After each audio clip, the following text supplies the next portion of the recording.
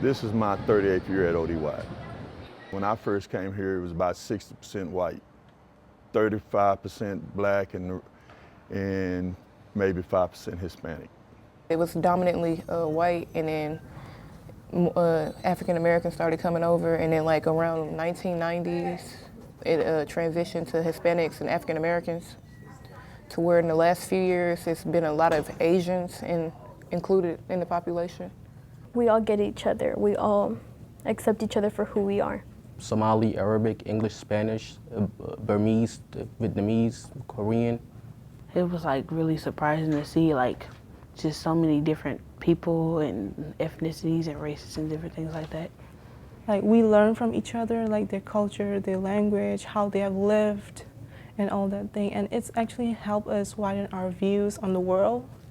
Come on, y'all, let's go, let's move. Problems haven't changed. The kids are kids. It's always had a reputation of being a tough place, but I've never seen it. Well, you know, sometimes you hear you don't want to go to Wyatt or you're going to work at Wyatt, and like I tell everyone, Wyatt is no different than any other school. You have your challenges in every school. Hey, what's up? Look at you, man. This is my lucky day. You wearing an ID. I'm gonna go buy a lottery ticket today.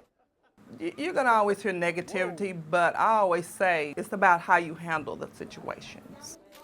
Being a high school principal is a challenge. It's a big job. There's a lot going on the campus. Sometimes it can feel as though you're not quite sure if you're making the impact that you want to make, but it's an enjoyable job, and ODY is an enjoyable place to be. I love just waking up, walking in the other halls of ODY, you know. I started here, so I'm going to finish here strong.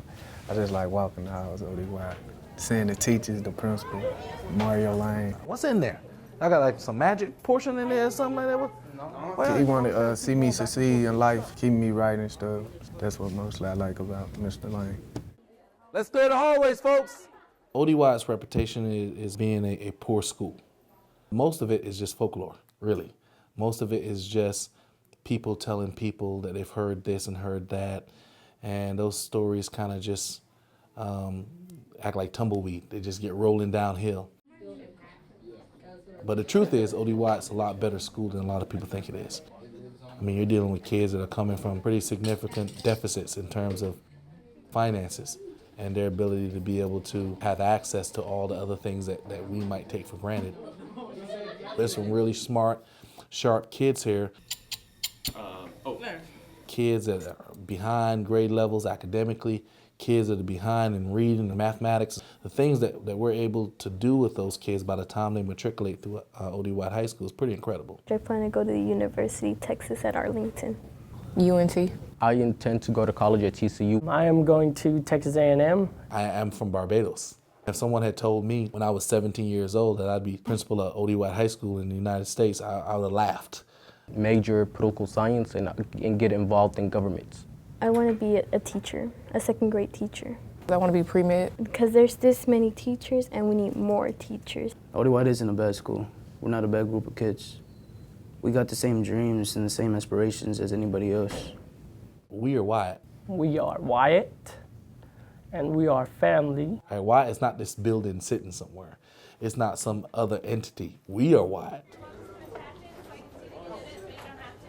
KERA's American Graduate Initiative, charting the journey from childhood to graduation, is made possible in part by the Corporation for Public Broadcasting and the Meadows Foundation.